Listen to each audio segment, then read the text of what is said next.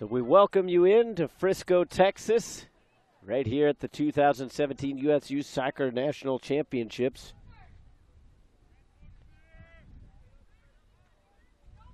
Just outside of Toyota Stadium where FC Dallas plays in the MLS.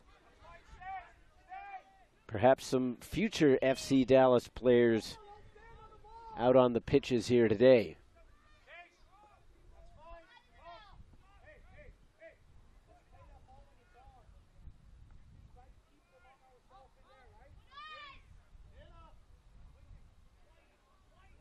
Lions Township trying to build things from behind as they find themselves behind. That one intercepted by Aquino.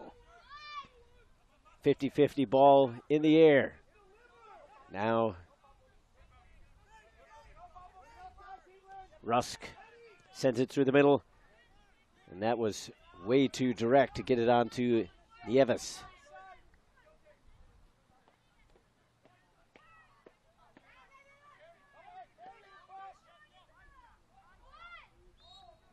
Ganane barking out orders. Now he'll just put it down on the ground and kick it from there.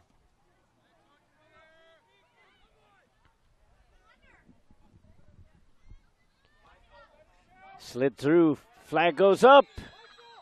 Wouldn't have mattered anyway, he put it up and over. But you have to wonder whether or not the whistle threw off Rusk. Either scenario, the ball ends up back in the hands of West Coast.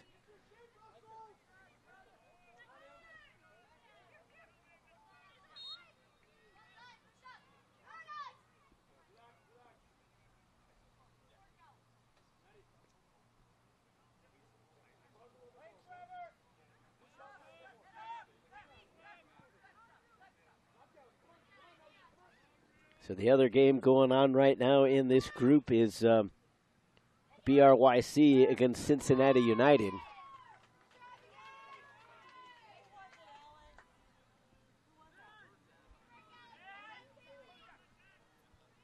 So West Coast right now in reasonable control of this group.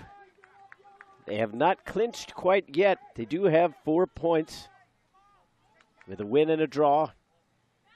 They won 2-0 over Cincinnati on Tuesday and then a 2-2 draw with BRYC on Wednesday. A win or a draw here today, and they are going to advance. They can still get through with a loss, but it becomes more difficult in that situation.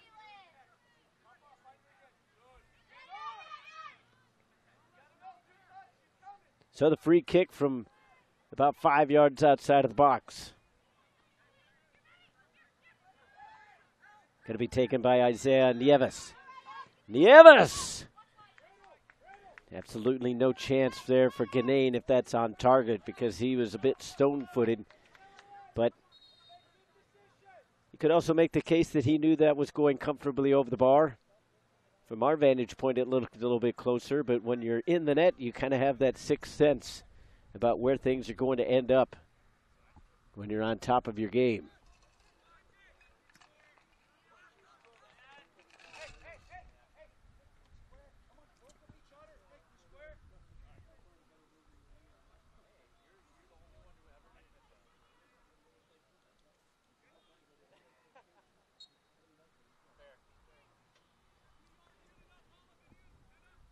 In from the throw from West Coast, putting it back into play was Butler. Onto the foot of Bishop.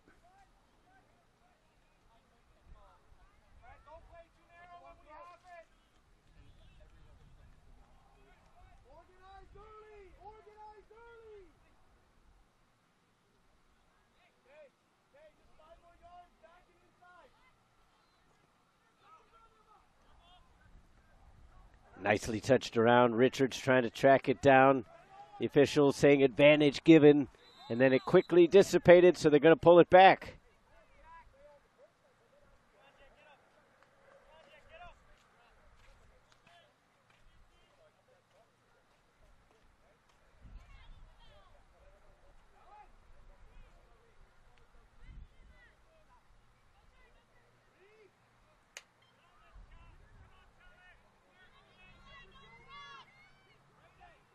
So Nieves will get another opportunity to put this one into play. There's the whistle, a right foot, putting it in towards goal, and punched away by Ganane. Trying to place it back in is McKay. Settle down, Richards. Once again, goes to ground. Not given the whistle this time.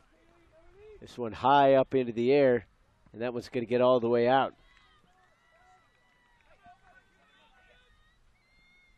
The wind picking up again just a little bit, enough to kind of ruffle the flags around.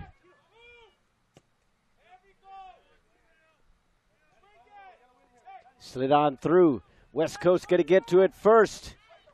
Played on back. Aquino.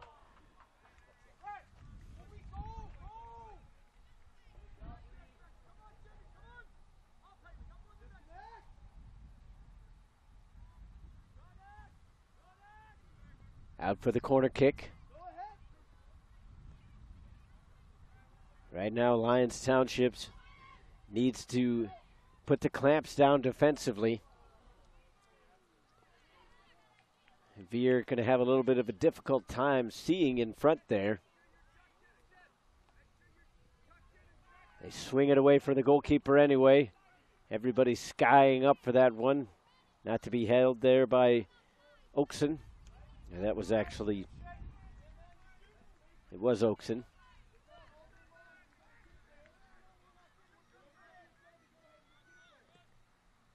Have to admit that, not trying to make excuses, it's slightly confusing that there is a triple-digit number out on the field right now. Michael Bogart, who's currently playing center back for West Coast FC with the number 101. It basically looks like he's number 10 with a 1 taped over to the right. Just doesn't seem centered quite correctly. Lyons Township in control. Reardon. Little dummy run there by Clark. Allows it to filter on through to the far side. Now Reardon will take it. Gonna hammer one in. And that was ambitious at best.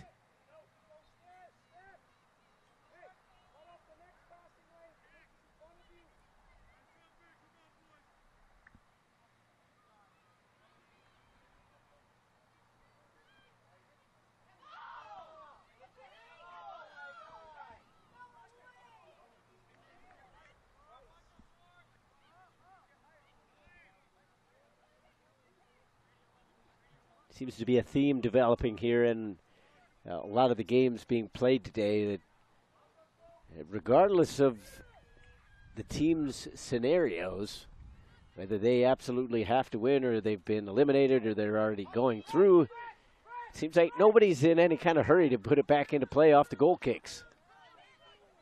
There is the aforementioned Bogart with that triple-digit number, playing it on for Oakson. Oakson gets it back in the center circle.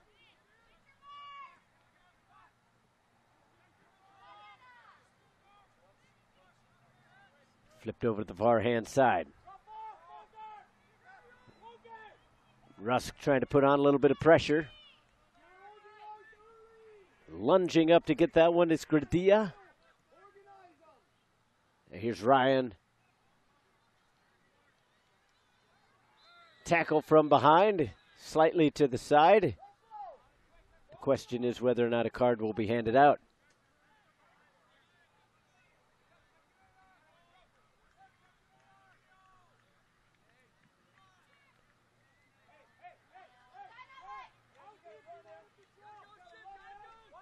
Given the benefit of the doubt there, so not going to be booked.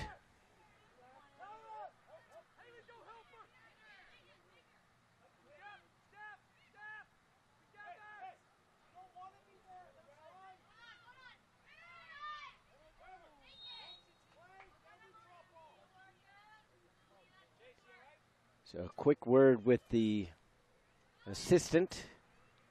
Not really sure what it would have been regarding, perhaps something behind the play, or just double checking to make sure there wasn't anything the ref did not see. Back underway here in the 16th minute.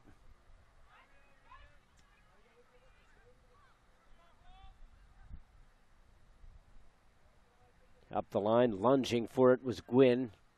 He's still on the ground. Now he comes up with it. Takes a spill. His feet were swept underneath him. And if West Coast fans, as well as the players over there on the far sideline, not necessarily in favor of these calls that are being levied against them.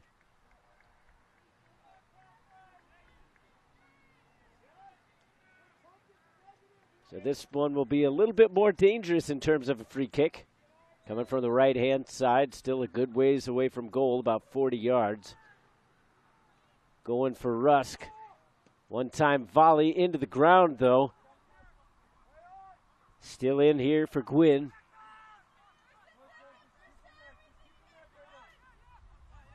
Gwynn slicing it back in front. Trying to wrap that foot around was Richards. Gwynn again, and this one touched out by the defender.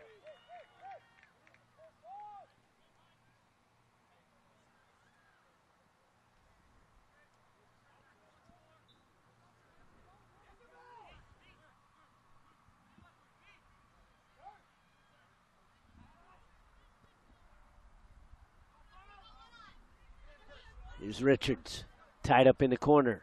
Another throw-in coming.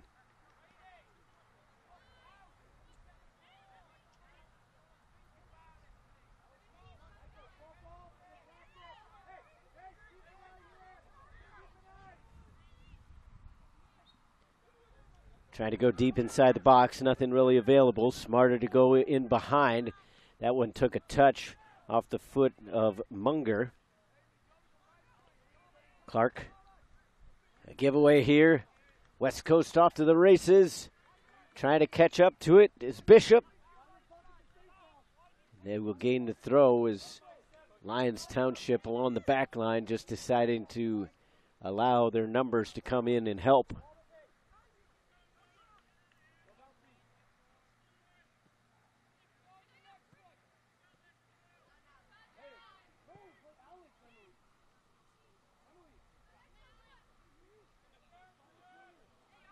Aquino. Sent inside the box, right to the keeper.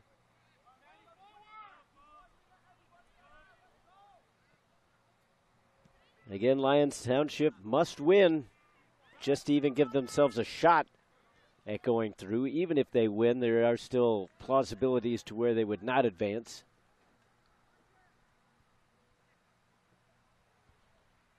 West Coast mainly trying to finish in first. They could still advance with a loss, but that would not put themselves in an advantageous position. They would likely have to play Baltimore in that scenario should they go through.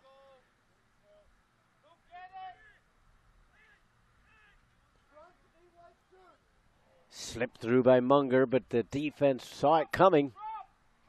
Here's Richards. Sent back, up the line, stays in. A little bit of a chop on the feet there. And the referee letting Michael Bogart know that he's noted that foul.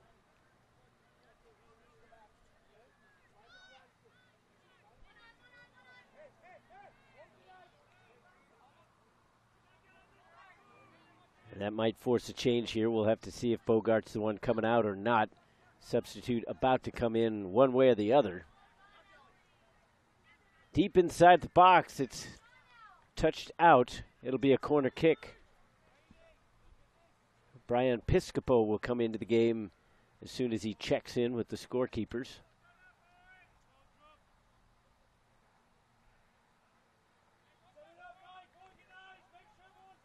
Looking for an equalizing goal here. The team out of LaGrange, Illinois. Not going to be successful with that kind of attempt. Coming up a little bit lame there was Brett Jones as his feet just kind of didn't want to stay planted as he swung up at that one. Gradilla lobbing one far side. A little bit of space available, but that dried up quickly for Nieves. Charging in on that one.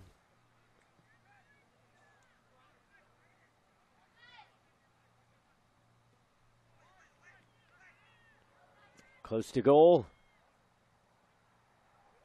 And Guinane able to come up with it.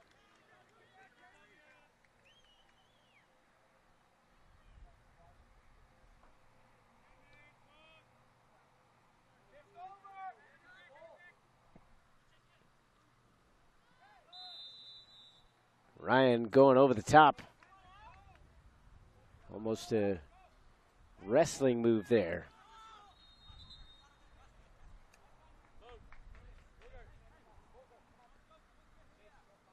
22nd minute of play here. Have to figure we're approaching the hydration break. Interesting that they elect not to take it right now. Perhaps wanting to wait another minute or so.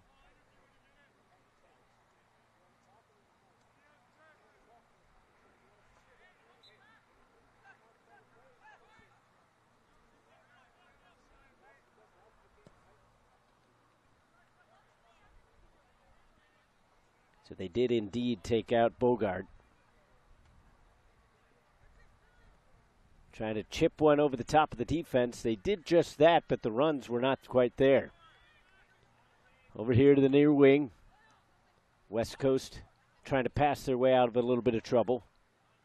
Now more green field in front of them.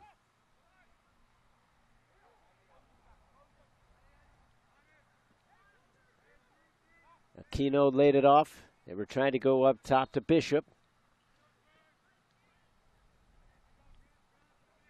Just kind of aimlessly chopping up into the air. Now here's Bishop.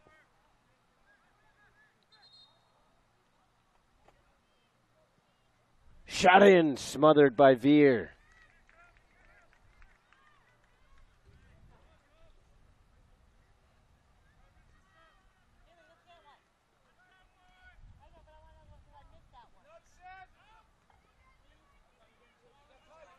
West Coast in control of it again after it had been lost briefly in the midfield. Munger lost it. It'll be with Lyons Township. Sub coming in now. It's going to be Charles Hall checking in.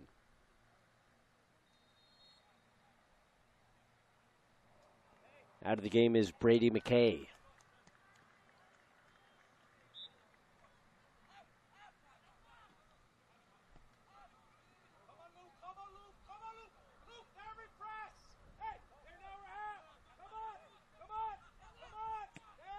One touch passing along the sideline, intercepted by West Coast. Blasted up the field, but that one's going to catch the wind.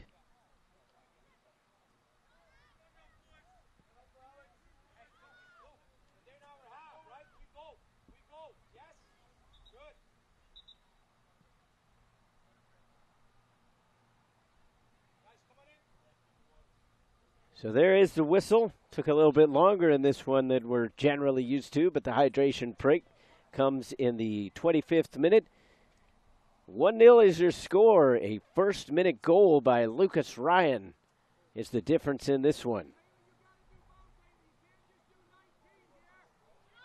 Again, looking at the standings in Group B here. West Coast FC currently leading with a record of 1-0-1 and 4 points.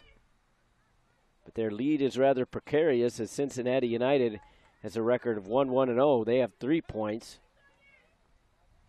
0-0-2 is BRYC, so they have 2 points with their 2 draws. And bringing up the rear is going to be Lyons Township. 0-1-1, 1 loss, 1 draw. That gives them 1 point. So again, with a win, there is a scenario to where they could jump up, but that would still force a tiebreaker between them and Cincinnati. And seeing as though they lost 1-0 to Cincinnati, it would be still pretty difficult. It all depends on what is the first tiebreaker, because every organization has different ones. Some go head-to-head first, some go goal differential first, and then goals after that, and then head-to-head.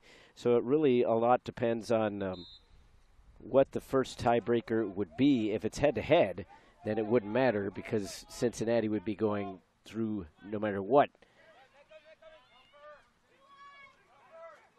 But if you're a fan of Lyons Township, you need their team to get this thing tied up and then take the lead to even give yourself a shot at thinking about it.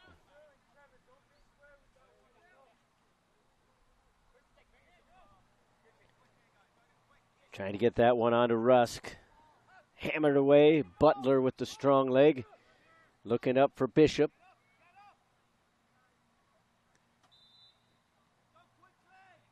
Bit of an arm tug there. Foul given. Earning the free kick was Gwynn.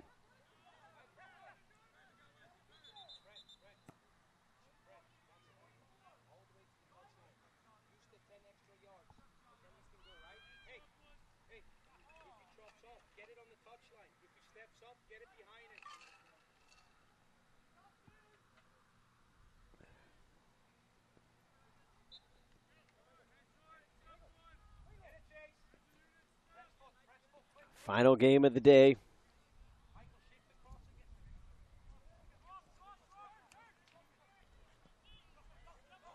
Both these two teams are trying to secure a spot in the knockout stages. Onto the foot of Charles Hall. Filtered through. Richards had it stolen away. Jones goes up top to Ryan. Gradia going to be called for the foul.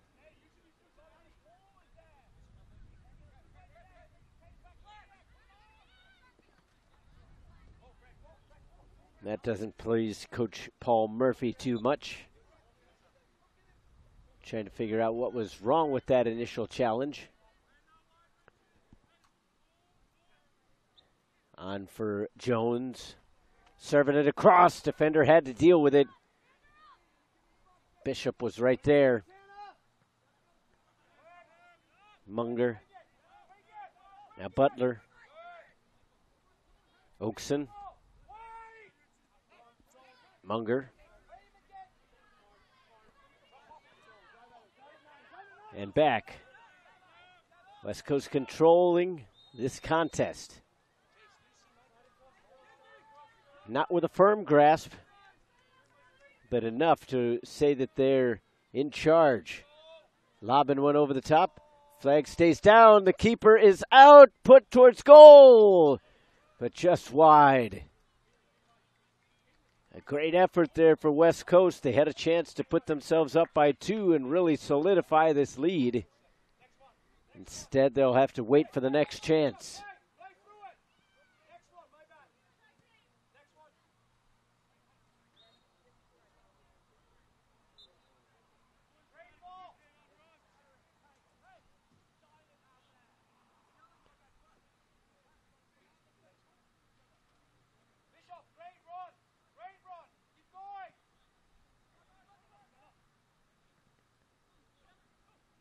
Trying to set up Bishop again. He's the one that just put that barely over the goal.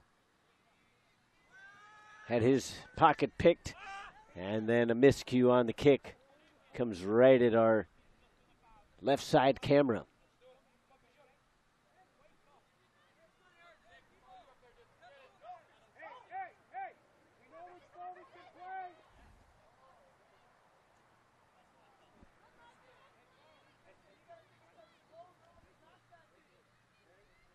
Check it into the game now for West Coast.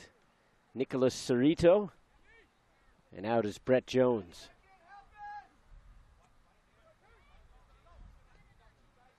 Looking up for Rusk.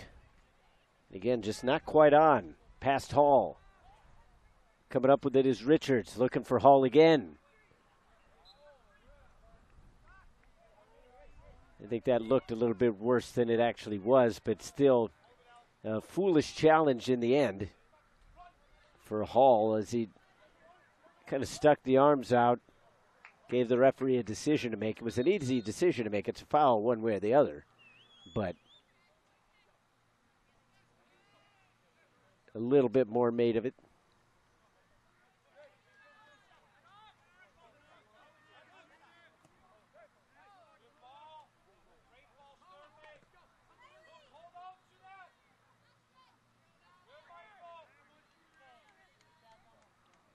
Aquino to the far side, trying to slice one through to Cerrito. And it wouldn't quite settle down again. Good work being put in here by West Coast FC, but other than that first minute strike, they haven't been able to find the finishing touch.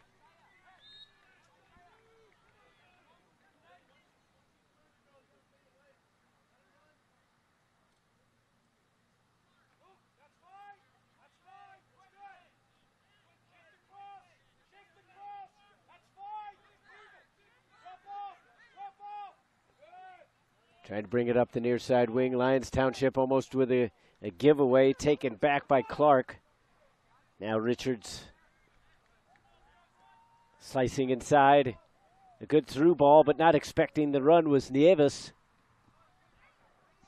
It will be played out, and it will be a Lions Township throw.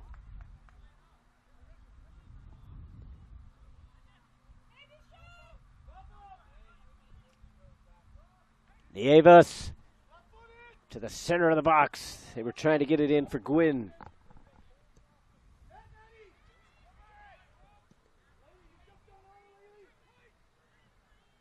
Taken by Hall. Muscled off the ball. Hall trying to steal it back from Aquino.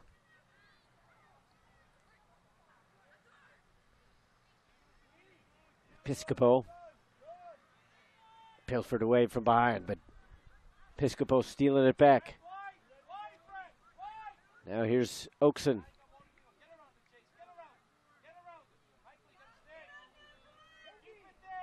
In towards the corner. Now over that logo right on the field. A giveaway. Bringing it up the near sideline is Richards. Around one defender. The second was too many. The ball was gained, but the official says the man was taken out. Both are not exclusive in and of themselves. I've seen that go both ways.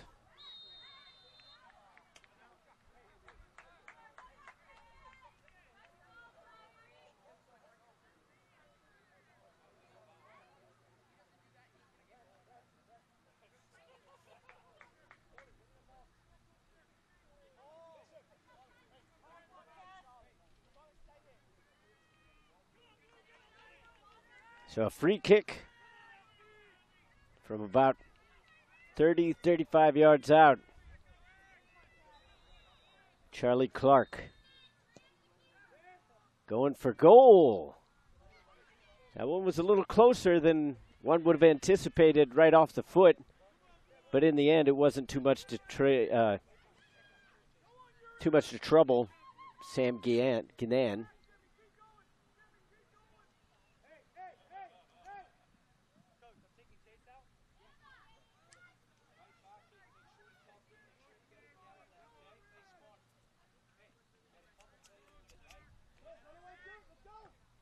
.50-50 ball won by Lions Township.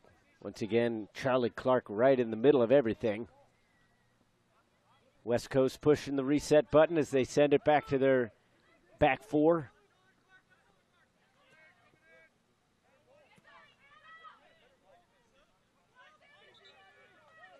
Sub coming in now for West Coast. As Zach Ingalls will check into the game.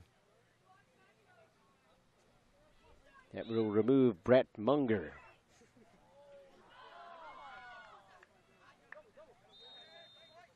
Rusk. And now Nieves. Lobbing one in. A bit aimless there, a bit careless.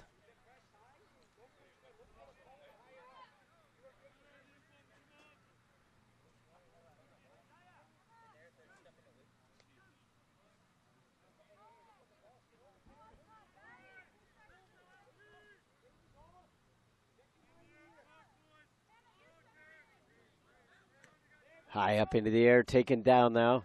Lyons Township in control of it.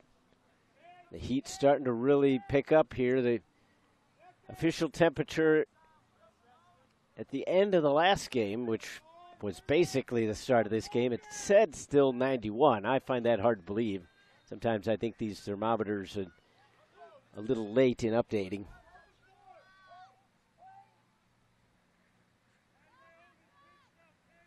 But the breeze has definitely died down, which was keeping some of this heat and humidity away. Up to 94 now. Still not as bad as it could be. As later in the afternoon, it's expected to get up and definitely into the high 90s, if not touching triple digits.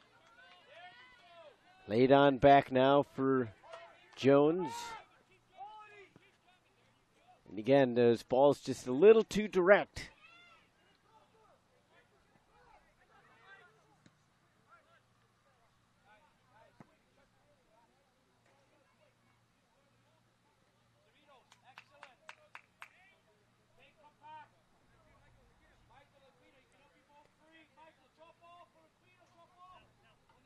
Trying to go in for Clark. He was able to get a flick onto it. Here's Ryan pushing his way past Hall. Hall with a little tug. Ryan getting around him, and he's initially asking for the foul and given. 38th minute of play. 1-0 your score.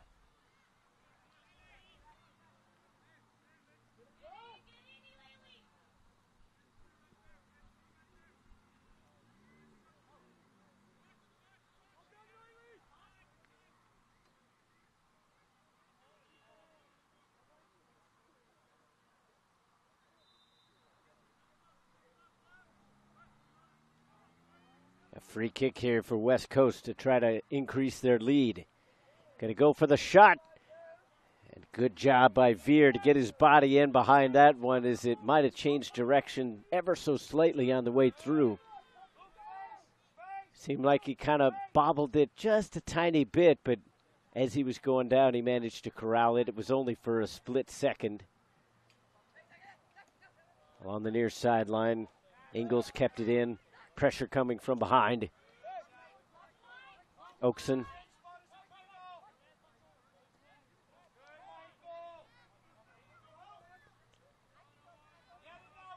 Continued on over to the far sideline.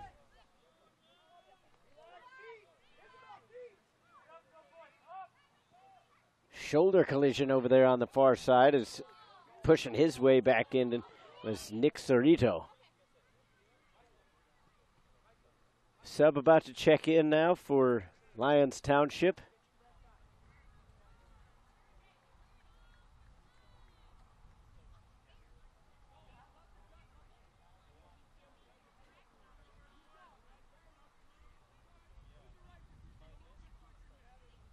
Into the game now is Philip Panopoulos.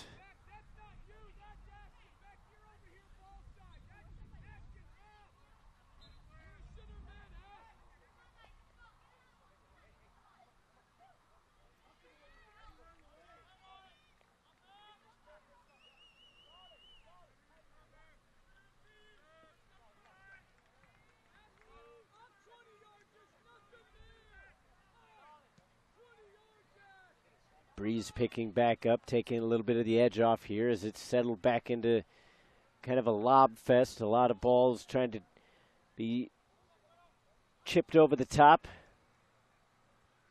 which in the end, not sure how wise it is given the temperature and the conditions. More balls on the ground would be wiser. Morgan Hebbard will come in. Looks like they're going to take out Mike Oakson.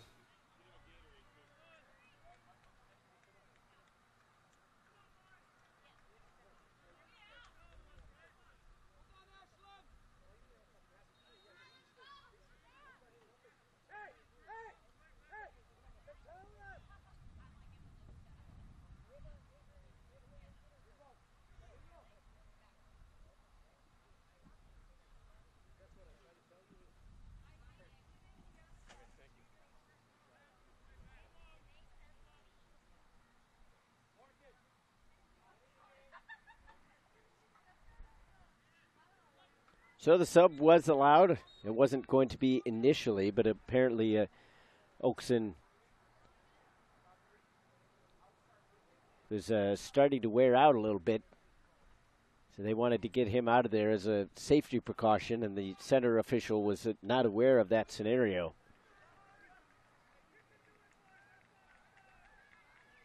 So now we'll get things underway, back with the restart.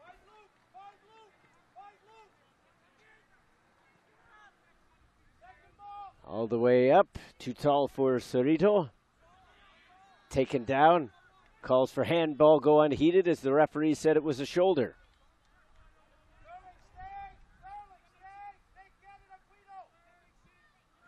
Chopping one in, that goes off the back of the official. Kept in though. Here's a drive, coming out to get it was Veer, and he's able to smother it.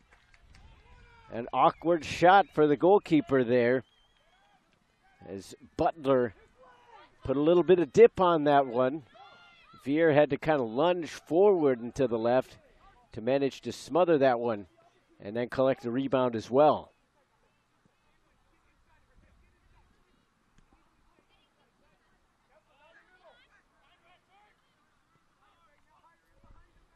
West Coast taking it into the box. A good chance here for Cerrito. He's actually trying to lay one back. Cut it a little too much.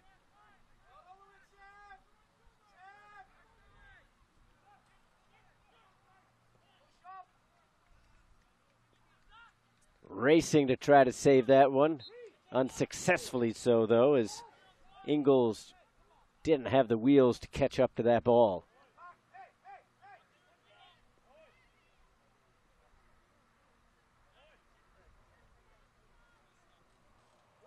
Into the game now will be Quinn Frazier. As Lyons Township trying to keep things fresh.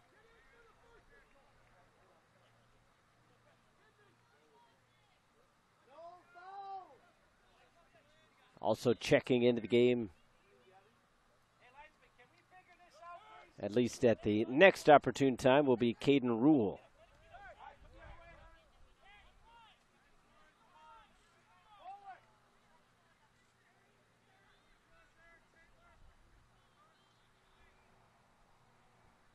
Just about a minute left in regulation in the first half.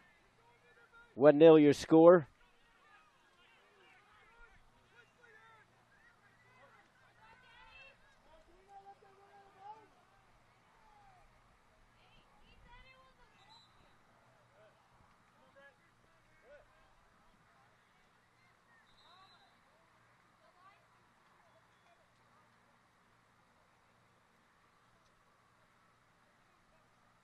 So now Rule will come in, Jones will come out.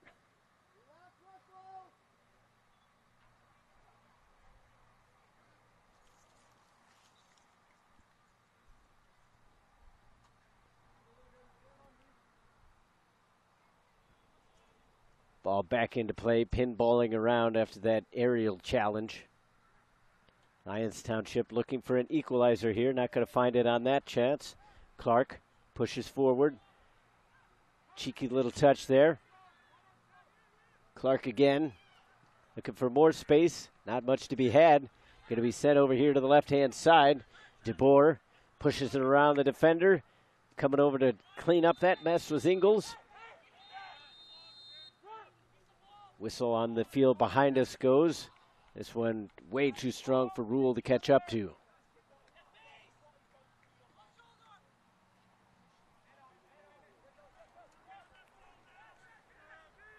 Hall trying to chase it down. Gonna be a throw in for West Coast.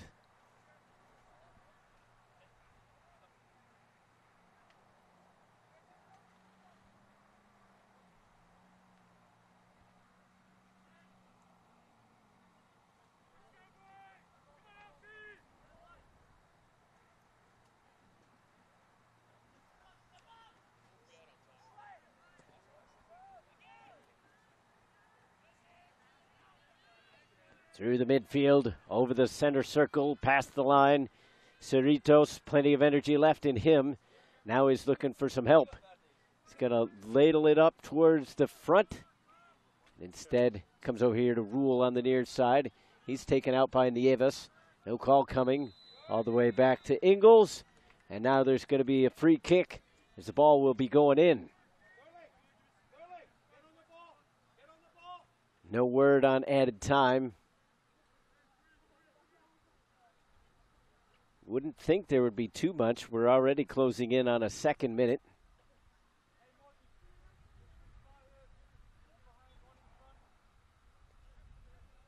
Most likely this will be put into play, and if nothing comes of it, the whistle will go. Going for the backside, diving for it, and the save made by Veer. And that is how the first half will end. So somewhat uneventful in the middle, very eventful in the first and last minutes. West Coast FC will go into the break with a 1-0 lead. I'll take a break. When we come back, we'll have your second half of action just after this on Turbo Sports.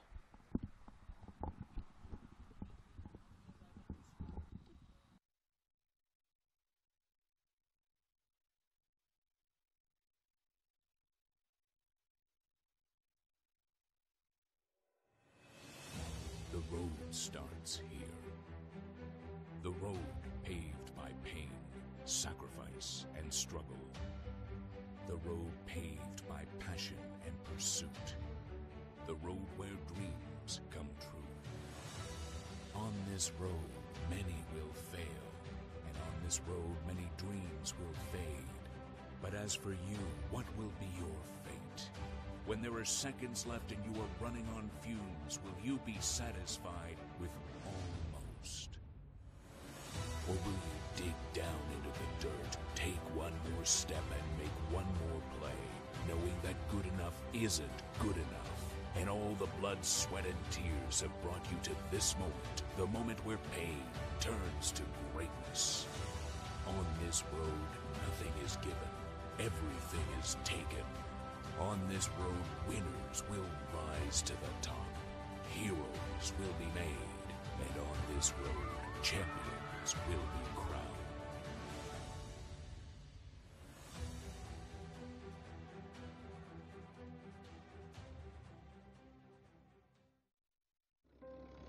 It was 1935, the year that Elvis and Sandy Koufax were born.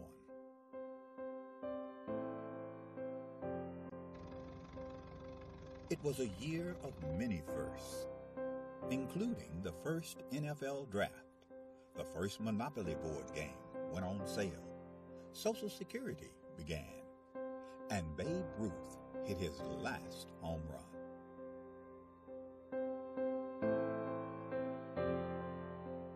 In addition to these milestones, the National Junior Challenge Cup was founded in 1935, offering a youth competition for young men in the United States. The cup was later named the James P. McGuire Cup, after the late U.S. soccer president, who himself was quite a standout in his earlier days, winning the U.S. Open Cup in 1929. McGuire would lead U.S. soccer and earn an international reputation as an excellent leader. The Jim McGuire Cup was started in 1935. It was the only cup that the United States Soccer Federation had for youth players.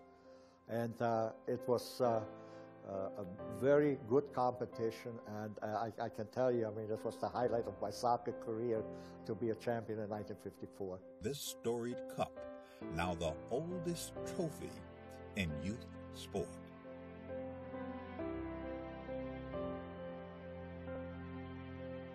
It has a history, it has a meaning, I think it has tradition. So I think it's extremely important for our competitions, for all the age groups, that kind of emulate the McGuire Cup. Winning the McGuire Cup is huge, just because all that history that comes along with the oldest trophy in youth sports period. That's really big for us. Who will write their name in the next chapter of the storied McGuire Cup?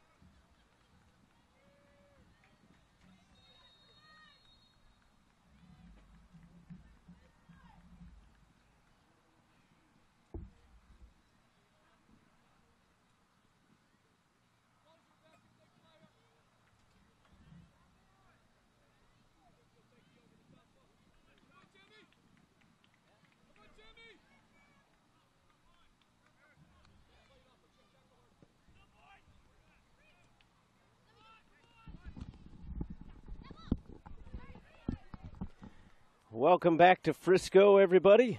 Todd Panula along with you here as we're just about set for second half action between Lyons Township and West Coast FC. There is the whistle, and we're underway. Lyons Township, no goals. West Coast 1, and that came way back in the first minute. In fact, we were probably only about 47 seconds in or so when Lucas Ryan put his team up by 1. And that has managed to be the difference so far in this one. The heat definitely picking up. The official thermometers only showing about 94 with a feel of 98. You got to feel for the players that are running around in this stuff. And not necessarily because of the heat, because that's what people kind of forget is human beings can deal with heat. Like, that's why a lot of people, and I mean, it always sounds silly because once you get up into triple digits, then who cares? That's just hot. But there really is somewhat of a difference when you have like a desert heat versus the more Midwest and Southeast type heat where it's just 99% humidity, and I don't believe that's what we have here. But There has been heat that I've been in where the humidity is so high that it literally feels like you're trying to breathe water. And those are the kind of situations where it becomes a little more difficult to deal with. But the breeze has picked up a little bit, so that takes the edge off, and hopefully we'll have a good half of football, soccer, if you will, whichever you prefer. I've watched too much English soccer now to every once in a while I start calling it football. Here comes West Coast in on the attack. They try to chip one in, and that one goes out, but it was last touched by the defender, and it will be a corner kick.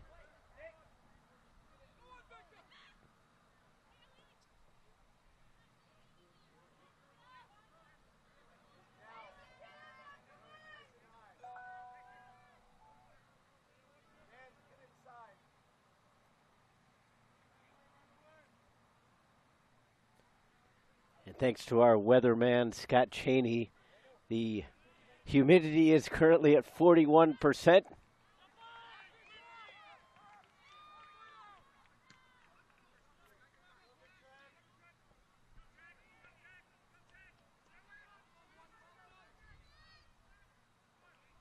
Some contact over there on the far side as the two number 6s come together. Now Butler trying to keep things away. Decent touch in on the ball. Good job by Gwynn to even get up to that one as it came over the top of the defender, so he couldn't have seen it very early. Perhaps that's why he didn't get as much power on it that he would have liked. But ultimately, Ganane was able to comfortably get in behind it. Now here's Gwynn trying to hold up his man.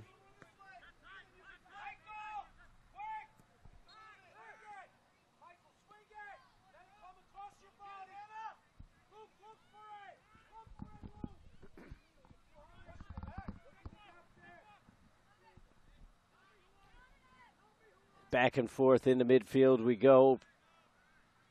Popped up into the air. Again, it's been kind of slow going here. It was bogged down a little bit in the middle stages of that first half. As I mentioned right at the break, it's pretty much action in the first minute, the last minute, and not a whole lot in between. And we've had more of that here in this one. Hasn't been a bad game by any stretch of the imagination, but just kind of one of those contests where you start to wonder perhaps the conditions slowing it up just a little bit. Players a little more reluctant to expend as much energy. You would think that would be a little bit different for Township as they put one in, and there's a big paw stretching out for Ganane. And he had to be sharp on that one as there was a little bit of rise to that shot. A blast by Isaiah Nieves. And that really would have given some life to Lyons Township. Again, they must win just to even give themselves an opportunity to think about advancing. They go short post with it. And now apparently we're going to do it all over.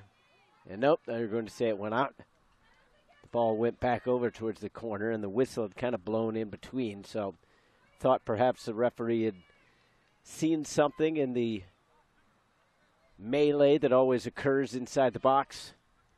Instead, it will just be a goal kick.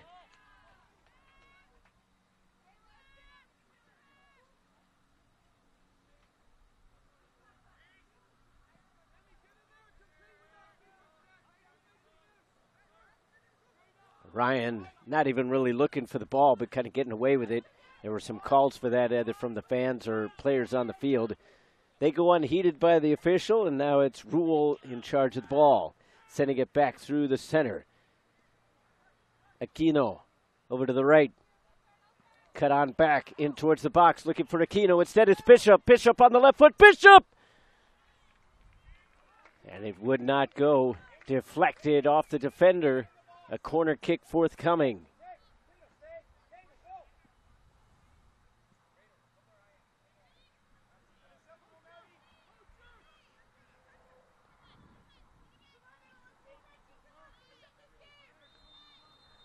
Coming over to take the kick.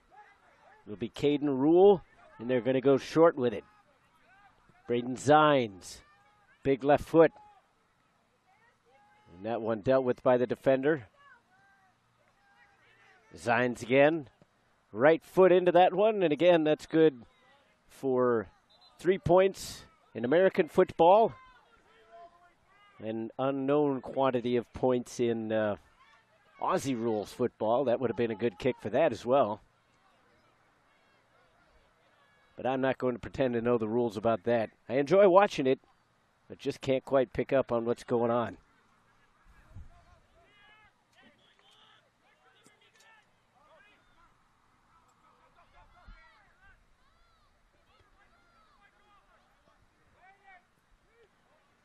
Over towards the far-hand side. Putting on the moves is Ingles. All the way towards the end line. Bit of a push. It's going to be a free kick. It'll be interesting to see the spot where Ingles ended up. It would mainly amount to a short corner. But this looks like it's going to be a little bit further out from the end line. It'll give West Coast a few more options.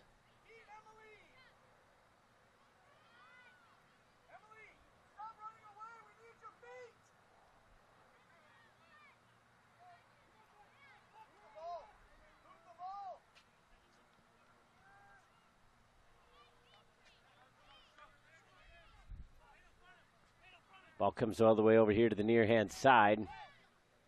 It'll be a throw-in for Lions. Looking for Clark. Instead, it's over here to the near side. Richards picking up speed and a well-timed slide challenge.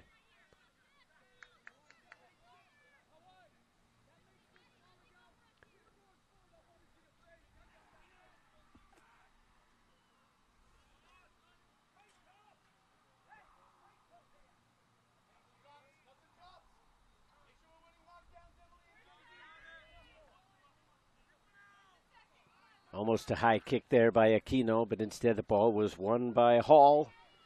In towards the box, stealing it away from Nieves. It's going to roll out. It'll be a corner.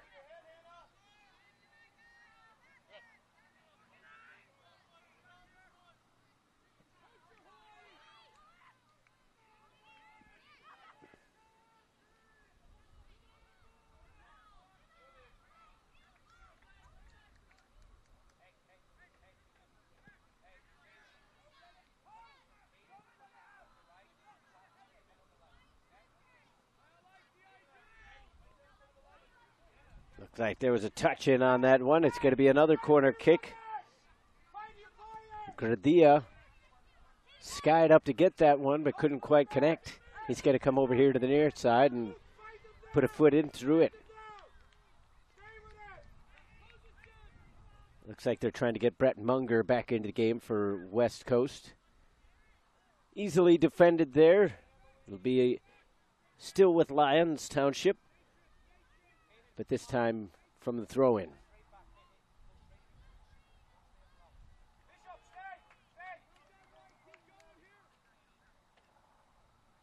So Munger in and Rule out.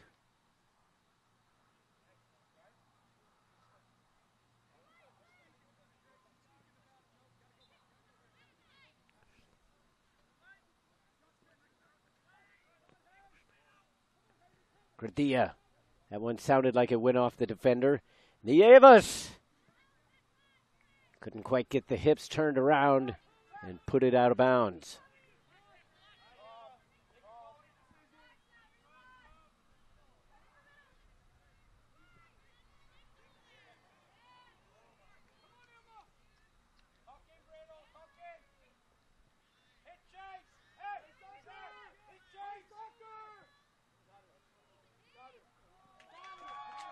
High up into the air, cutting through the wind. Taken there by Zines. Sending one into the box. Not a bad idea, but it wasn't quite on.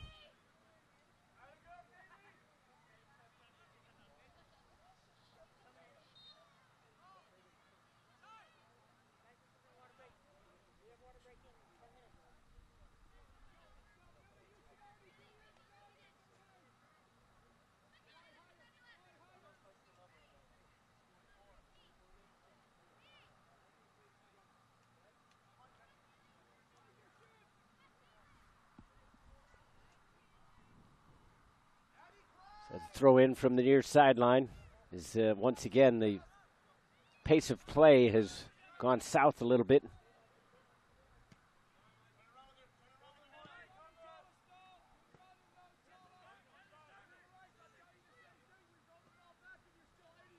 More turf coming up there in the center.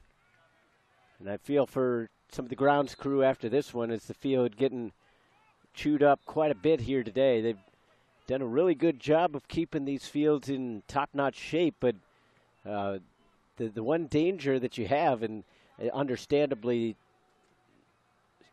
why they keep them in this shape, but they keep the grass pretty low because they want the ball to be able to have rolls and decent bounces and whatever, but you don't want it to get caught up in the grass, but harder for the grass to recover when it's real short like that because it's easier to chew up.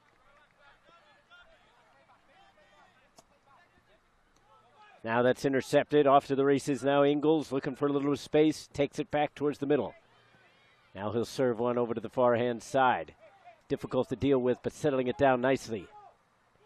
From the right, pushing in on the attack. Aquino. Loose in front, and just absolutely nobody could get there. Lobbed back in. Here's Oakson. Far side. Aquino looking to get any garbage. From behind, penalty. The whistle went. Some pushing and shoving. The question now is whether or not there will be any extra punishment dealt out.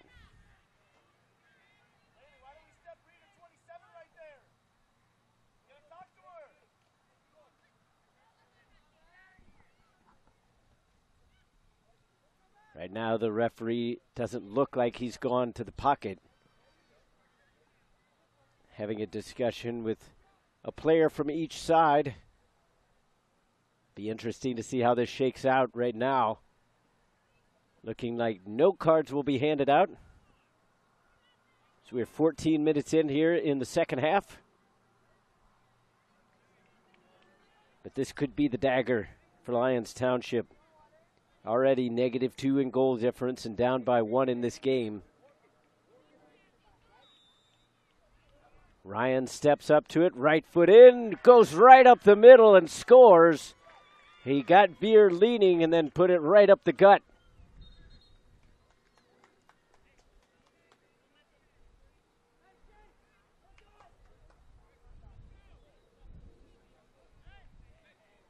So 2-0 your scoreline in favor of West Coast FC.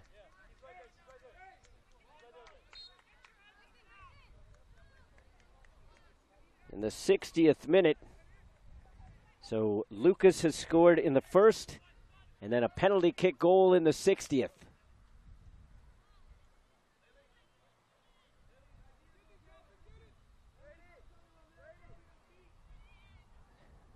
Lyons Township trying to get Charlie Clark back into the game. He had come out for a breather during the half. Coming in for Brady McKay.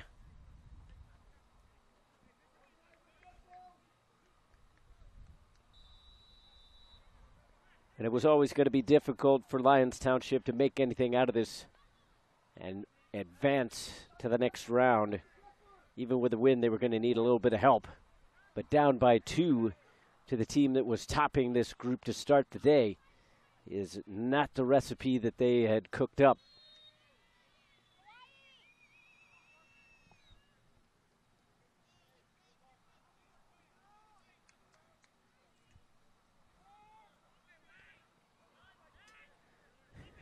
Ganane goes short with it. Trying to lob one over the top. That's not going to get onto its target. Headed down by Ingalls. Bishop looking for the run. Ryan goes to the far side instead. Munger from the end line looking for a few options. Puts it on that right foot. Steps over. Now the double team comes. He pushed it past the double team, but the third defender was a little too much. Oakson to the near side. To Bishop. And then the defender was able to deal with that one at the last second.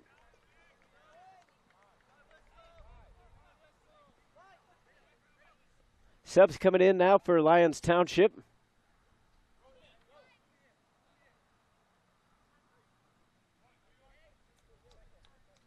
Back into the game is Nathan Rusk, who had gotten an extended break. That will end rather abruptly. And also back in is Owen Allen.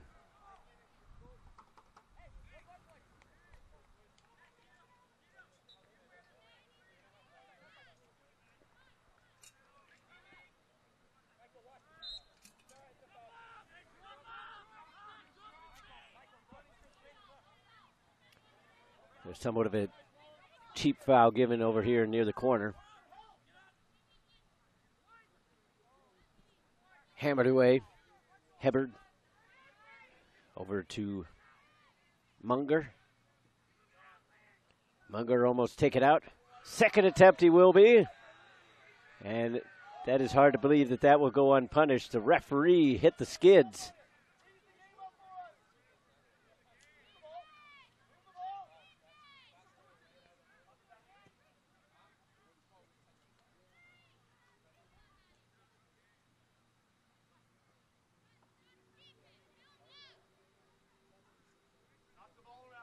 Now Munger is down, and there were too many bodies from my vantage point.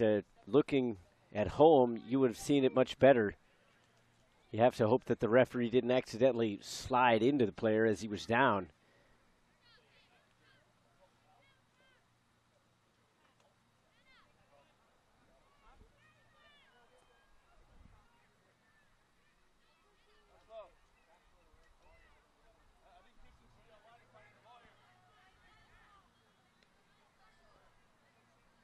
The referee still having a discussion with Eric Gardia. You have to figure that a card is coming out. Munger. Munger almost there it is. It out. Will be a yellow. Second attempt he will be. And that is hard to believe that that will go unpunished. The referee hit the skids. So yellow card to Eric Gardia in the 65th minute of play.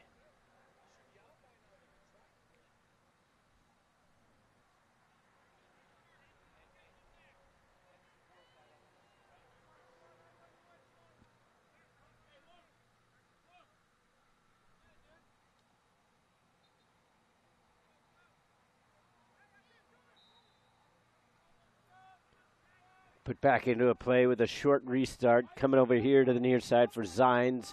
He'll continue it on. Now on for Ingalls. He had it stolen, but then it's taken right back. Zines gets the return pass from Bishop. Zines again. Intended that one from Munger, but hit it a little too much off the heel. Butler. Oakson. And now Ingles. Oakson in the middle. Wanted to switch. Ingles calling for it again. Oakson instead gives it over here to the near sideline. Zines continues it on its way back. Miscalculation there by Clark gives Oakson a lot of real estate. Here comes Ingles. Left-hand side. Just pulling it back. His team already up by 2. West Coast in no great hurry to push it forward and waste any energy in a misaimed attempt at another goal. If they can get one, they will surely take it.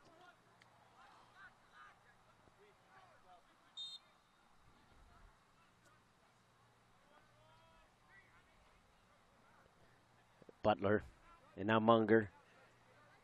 Munger taking on Gradilla, knowing that he's on a yellow card. Ball was still taken away. Decent ball through. Running on is Rusk. A little bit of space in front. Wanted to cut back, but that's going to allow the defenders to get back. Rusk needed to try to put that on target or at least get it across. He had Charles Hall making the run over to the side, but either didn't spot him or didn't think he could get it across.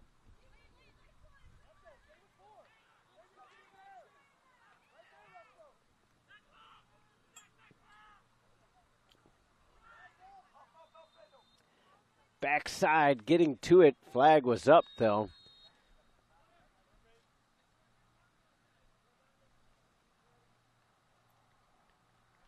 So one way or the other, the ball goes back to West Coast. It could have been a foul on Owen Allen. There was a little bit of a push in behind. One way or the other, the ball is essentially put on the 6-yard box, so it doesn't matter. Coming back into the game now for West Coast is Michael Bogart.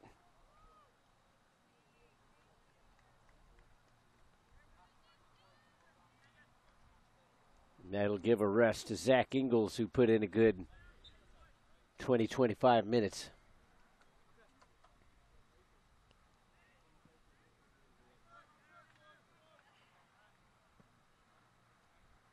Lunging for it was Bishop.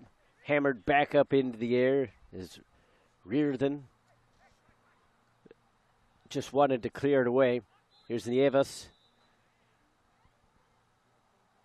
We get a whistle that's going to pull things back.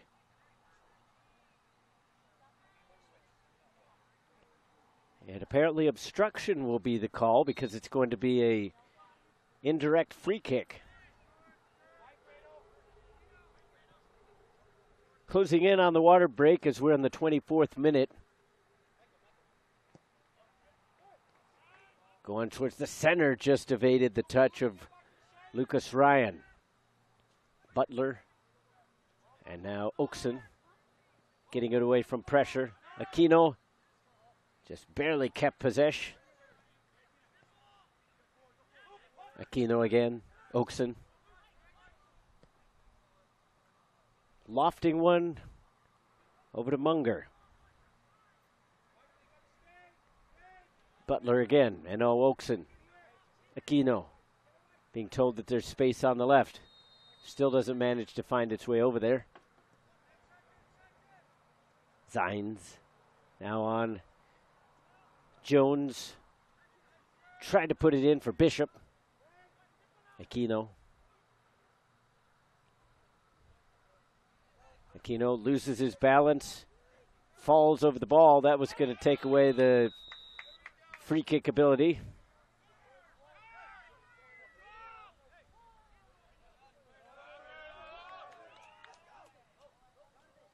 And the foul given there as Allen had gone to ground.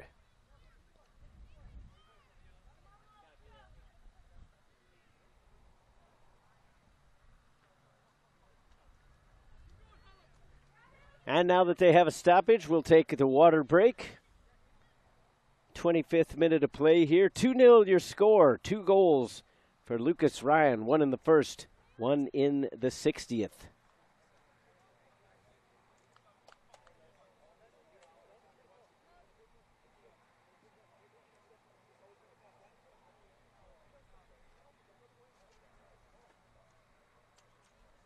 So once again, updating you on that Group A action. Group A is now done.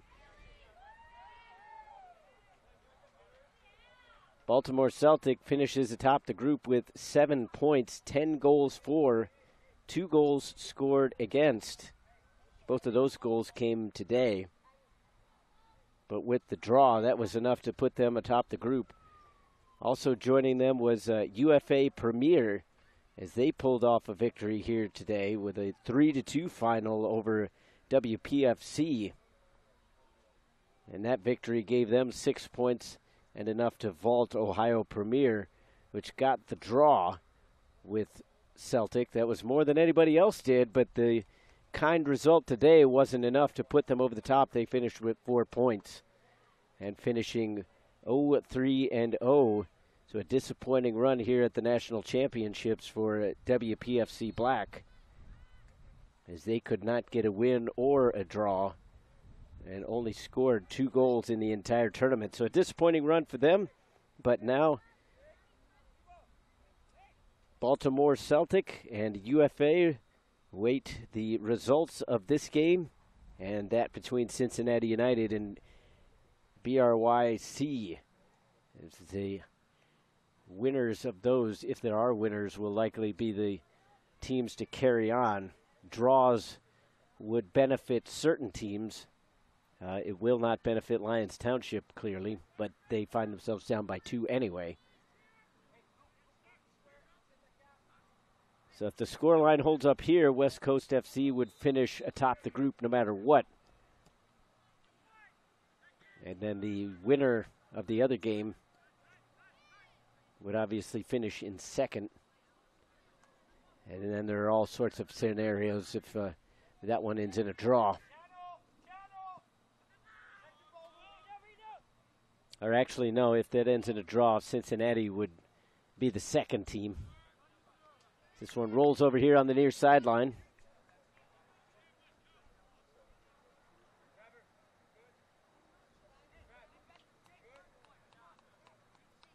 Absolutely terrible roll back to the field of play by our producer over there.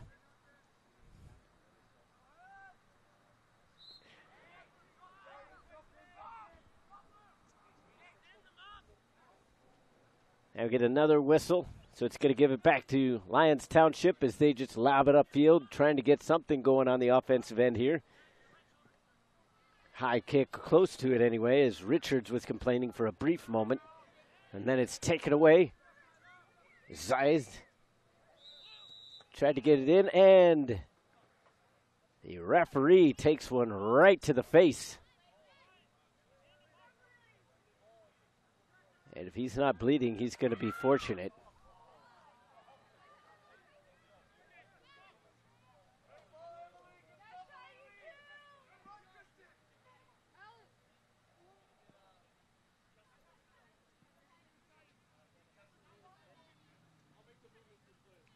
So he is indeed bleeding, so we'll have to take another bit of a break here, just a minute or so after we had the hydration break. Just a bit of bad luck there as the whistle went and the ball almost immediately came back and hit him in the face.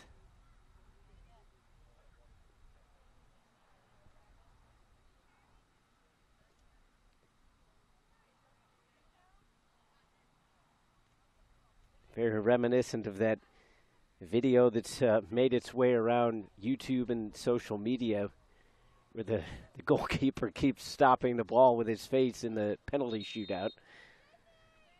And the announcer's going crazy. That one still funny, even after the 100th time or so. This one not quite as amusing.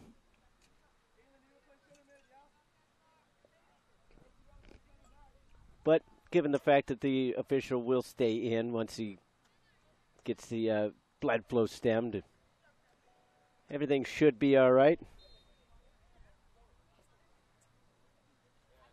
Scott Sterling, that was the goalkeeper's name in that video.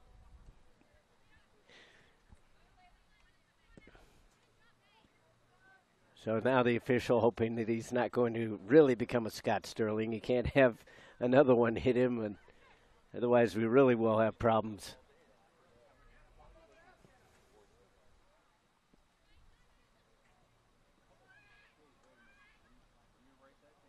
So both coaches in to check on him. And it seems to be coming from the mouth, but with the whistle up there, you have to worry that it might have been the chin that got split open.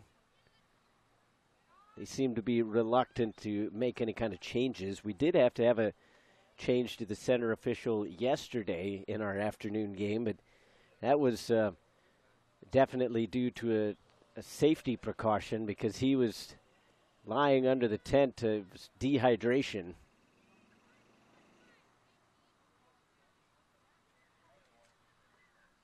And that was kind of a scary incident because they had a wet towel over his head and trying to get him to drink some fluids. But he had to be carted off in that situation.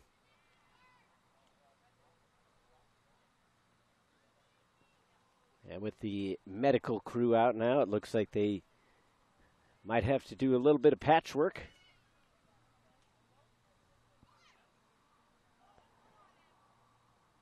So according to my watch, we are now in the 32nd minute of play, but I'm pretty sure it was the 29th minute, so we've spent at least 3 minutes plus on this current situation. So we'll see what becomes of the referee.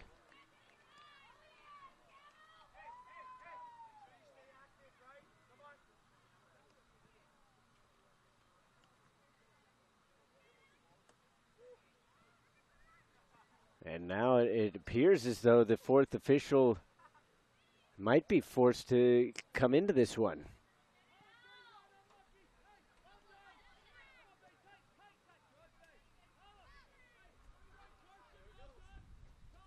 So it'll be interesting to see how they swap them around. Because by numbers, technically, the assistant referee on the near side would be the one to come into the match. But it looks like they're going to do a straight swap, if indeed they are going to do that. As the fourth official getting his cards and whistle prepared.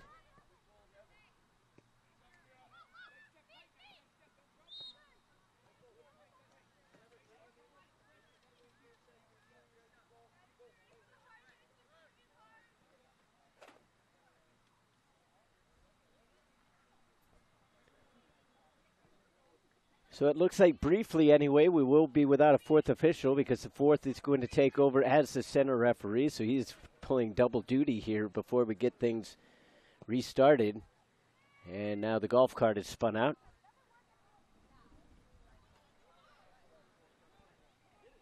So they'll try to escape a different route.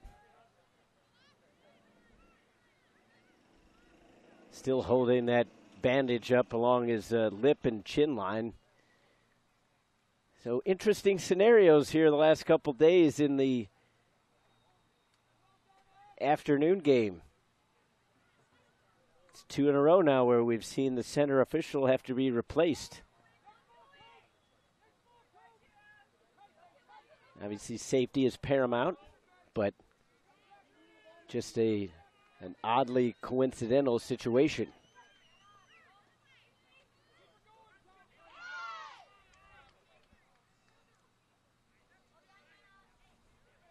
So my watch says that we have played 34 minutes and 25 seconds. It's going to be extremely interesting to see what gets added on to the end of this one.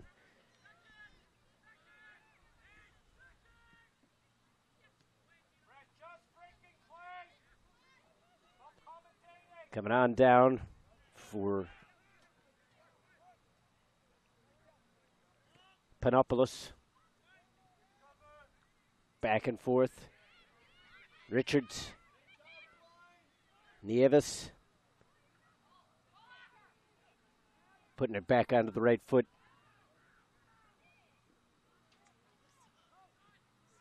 Going for that back post, but that was rather ambitious. Would have been pretty difficult to get that up and over Ganane and also get it to dip down into the netting. So once again, the breeze here has kind of died off, and you can see it starting to affect some of the players, especially with the standing around. Because that's kind of the weird thing when you think about it. A lot of people expect, well, the more you run, the more energy you're going to expend, and that's true. But when you're kind of moving around, your body just kind of takes over, and you don't necessarily notice things as much. If nothing else, you're kind of creating your own breeze.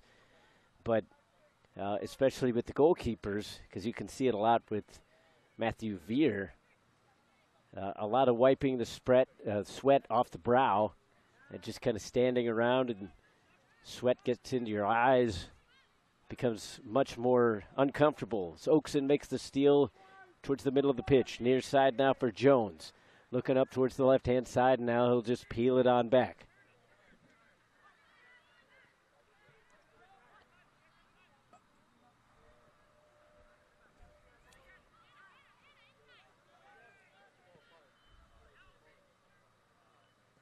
Oakson over to Butler.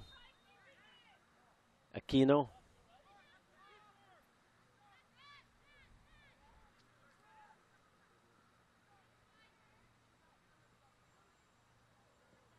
Trying to push one up top to Cerrito.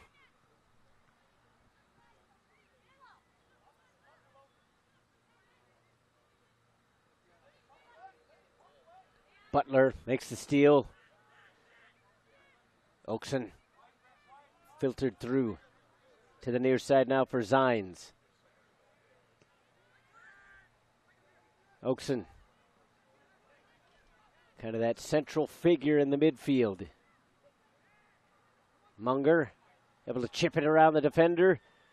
Tries to put it in a dangerous area, and that's cleared away. Not quite out yet. And that one will stay in. They were looking for that corner kick.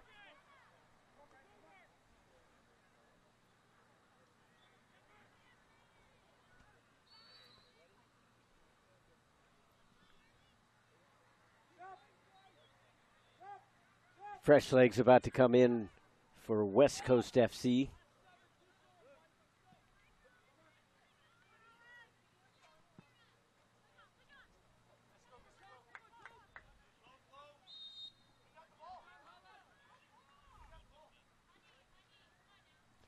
Coming in now is Brian Piscopo.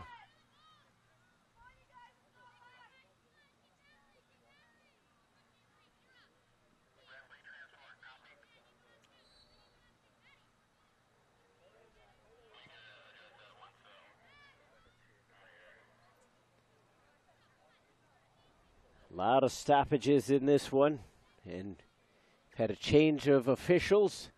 We do have a new fourth official. Still trying to get his situation set over here under the tent. The fourth official right now, or excuse me, the center official right now had been the fourth official.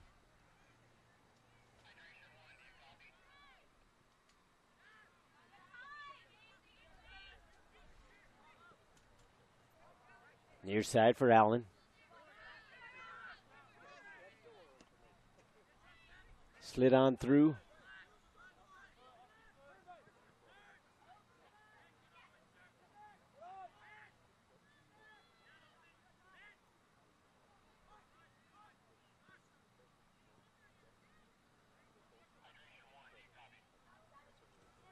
Hubbard to Butler. Up for Oakson. Decent ball over the top, avoiding the sliding challenge. Back in front, Cerrito! Just wide.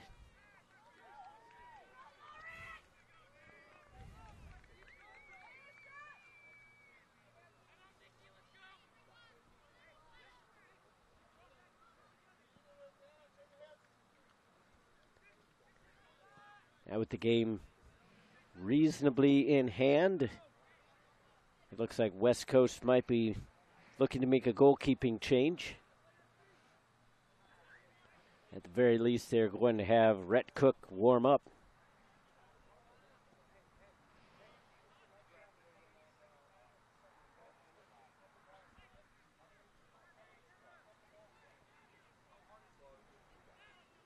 Panopoulos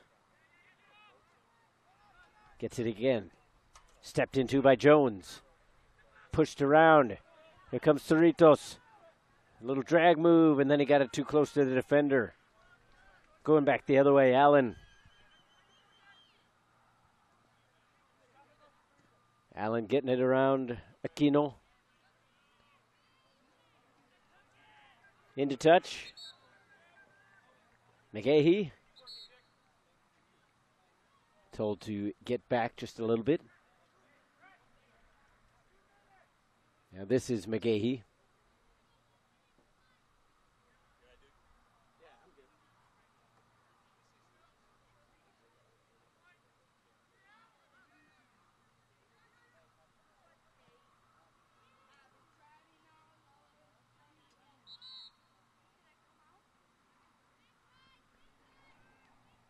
Now getting a look at the original center official who has returned.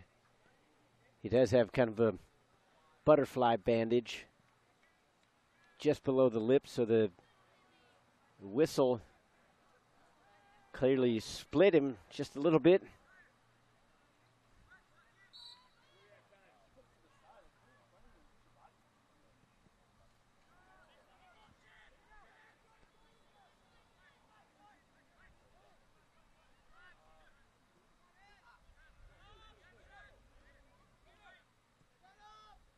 West Coast content just to kind of play this one on back. So they're going to finish on top of this group as Cerritos called for the foul. And that means that they will play UFA in the semifinal round coming up on Saturday, with a chance to finish in the finals on Sunday.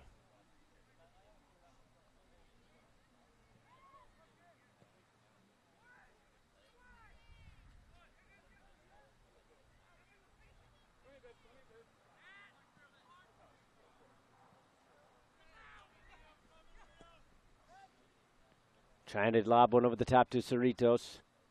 Jones going in for it along with Panopoulos. Jones coming away with it around one defender through the second. Diving out to smother it is Veer. Brave goalkeeping, you'll have to say, not necessarily technically sound. Oftentimes you are discouraged from lunging forward because you put your head in a vulnerable position. But it got the job done. Oakson. Now Zines. Deflected. Jones trying to catch up to it.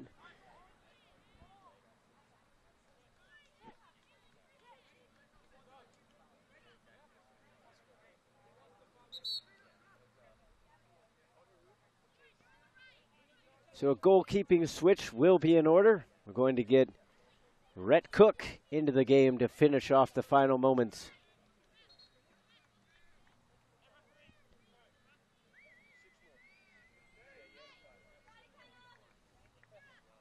So we have about 6 minutes left. There will be 5 minutes of stoppage time. So Cook into the game now officially. Also in is Daniel Steffen.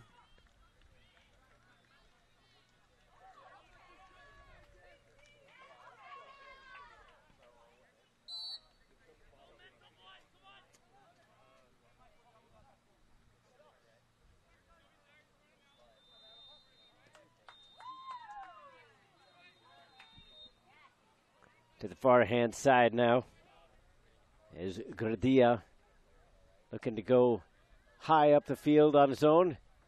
That looked like it might have collided with the hand. The referee disagrees. And then put over to the side by Riordan.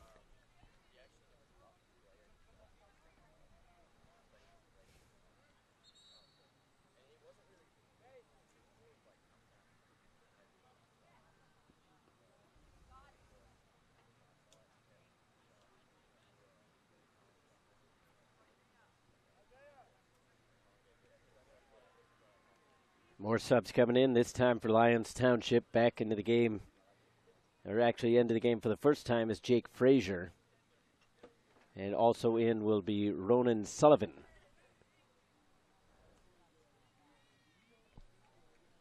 So a chance for these players to get some experience in what is their final game here at this tournament. It'll be 3 games and done for Lyons Township, so not necessarily the showing that they would have liked. They will go home winless. If the scoreline stays the same, they will finish 0-2-1.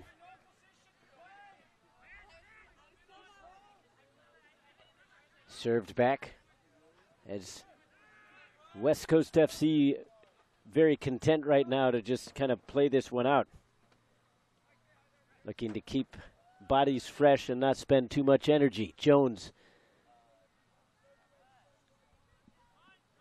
saw that one roll out and just kind of plays it in towards goal.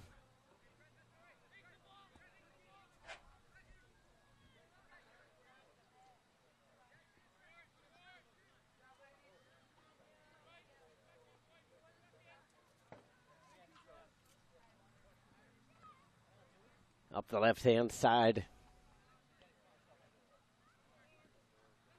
Run being made here on the right. Allen getting onto it. Pressure comes. Allen on the right. Slips.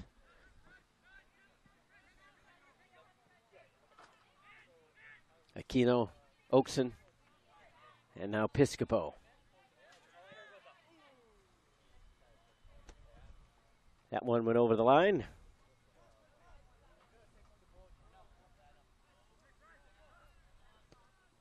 Panopoulos. All the way back to the keeper, and Cook will get an official touch on that one. Not and a save, but nevertheless something to do. Oakson pushing it up through the midfield. A little bit of space. Now he just lies it on back.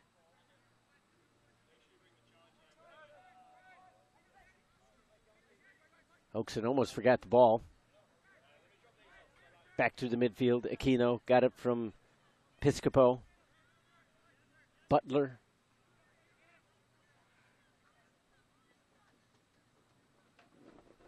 Looking for Cerrito. Jones stuck a foot in. Blasted up towards the 18-yard box. Easily dealt with there. Sticking in a foot was Frazier. Not coming away with possession. Zines able to get a piece of it. Almost taken away by his counterpart, McGahee. And that one will go wide.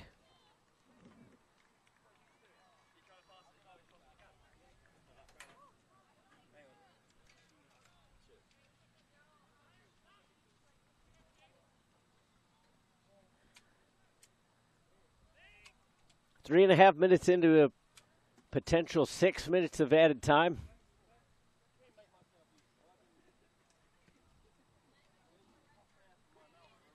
Cerritos slips. We see another big chunk of turf come back up.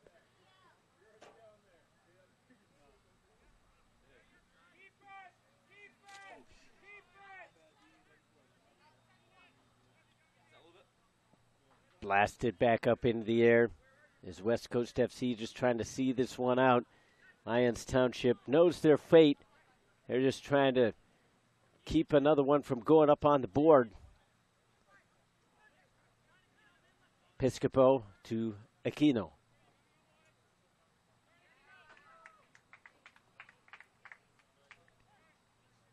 Just fiddling with it in the midfield now.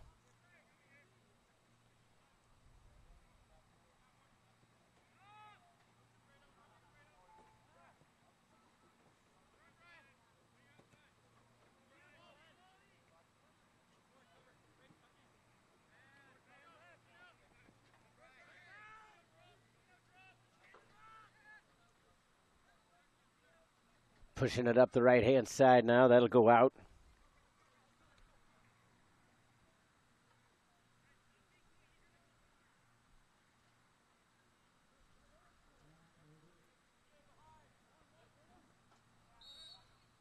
And there is the final whistle. 2-0, the final scoreline. West Coast FC is going to top their group, and they will play UFA coming up on Saturday. The final here once again, 2-0. 2 goals for Lucas Ryan. An absolute blast in the first minute. That one held up throughout the game. He also added a penalty kick goal in the 60th minute, and that was all she wrote for Lyons Township. They will go home without a win. They still showed pretty well, but nevertheless a disappointing trip down to Frisco for them. West Coast FC will carry on, and we will carry on come Saturday, bright and early at 7 o'clock in the morning for the semifinal rounds, as well as 9 o'clock local time too, and then some of the same clubs in the younger age groups will have their finals on Saturday as well, and we, of course, will bring those to you additionally right here on YouTube, brought to you by Turbo Sports. But for everybody here, for our producer, for our great camera people, I'm Todd Panula. Until the next time, good night.